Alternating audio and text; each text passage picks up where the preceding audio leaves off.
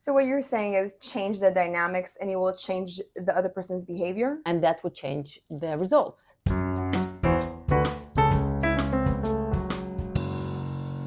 Now, I've been fortunate enough to be in a few of your workshops, and obviously you were brilliant. One of your workshops is called Influence Without Authority, which is a super important skill nowadays. You've mentioned the term complementary role. Now, could you explain what complementary role means and how does it have to do with influence? Complementary roles play a crucial role in our daily interaction, subtly guiding our behavior, whether we are conscious about it, and especially when we're not. Let's say we are discussing a professional issue, and I were to present a new idea to you. Now, how would you respond to that phrasing? If I say, Lavi, are you open to hearing a new approach?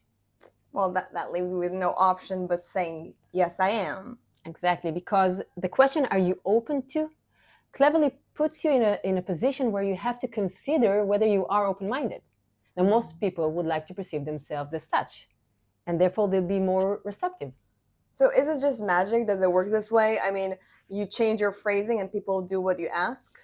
I wish, but the answer is not. It doesn't mean that you would automatically agree with me, but it does open a door for my ideas to be considered.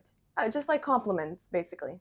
Yes, compliments, sincere compliments, are a powerful example too. Because if I were to say to you today how much I value the fact that you are well prepared and so organized in our meetings, how do you think that would impact your approach to our meeting next week? I get it. I would definitely arrive very prepared to the next meetings, yeah. It's a great strategy for managers, for parents, for everyone actually.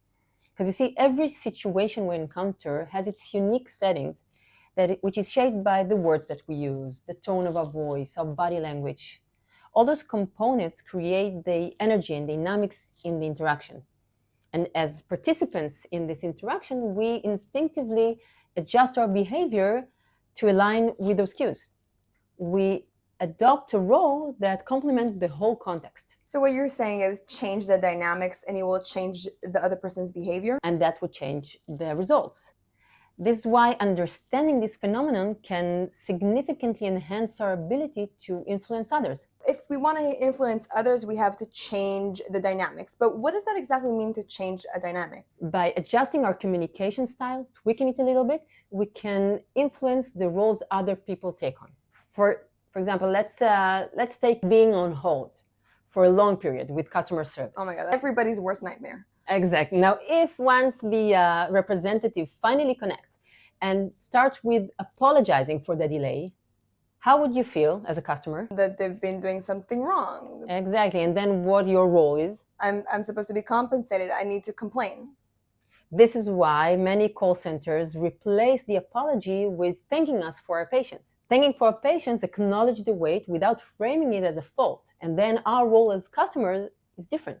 Like we say in the company, it's not just what you say, but how you say it. And also what you do. You know what I always advise my clients when they have in-person meetings with other teams or customers? Shake up the sitting plan. Don't just huddle up with your own team. Mix it up. And when you do that, it kind of breaks the ice and brings everyone together. It creates the feeling that we are one team, aiming for the same goals. This simple move can change the vibe of the whole meeting. What you're saying is I can choose the role of the person in front of me. But here's a question. What if I'm the other person?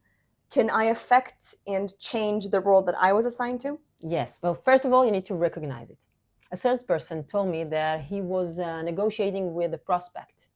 And the prospect told him that they've received a quote from a different vendor that was charging half the price of what they were.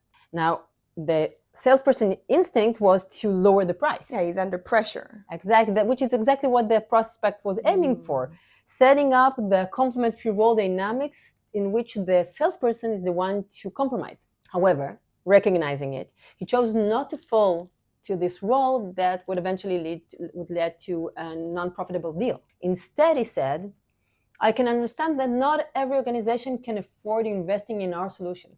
Some organizations are okay selling with lower quality, and it's perfectly understood.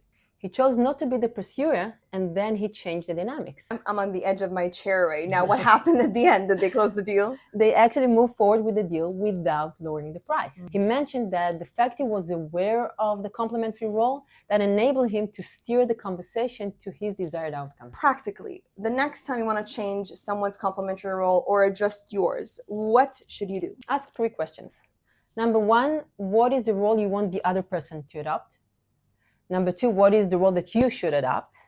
And number 3, what are the conditions that needed in order to make it happen? For example, if I want you to be committed to a plan that we're about to undertake, then I should step aside a little bit and leave more space for you to make an impact, which means I should come with questions rather than just instructions. Basically, what you're saying is that awareness is key to influence. Yes, absolutely. International Women's Day is coming up, and I wonder, does complementary role have anything to do with gender roles? I believe it's very relevant.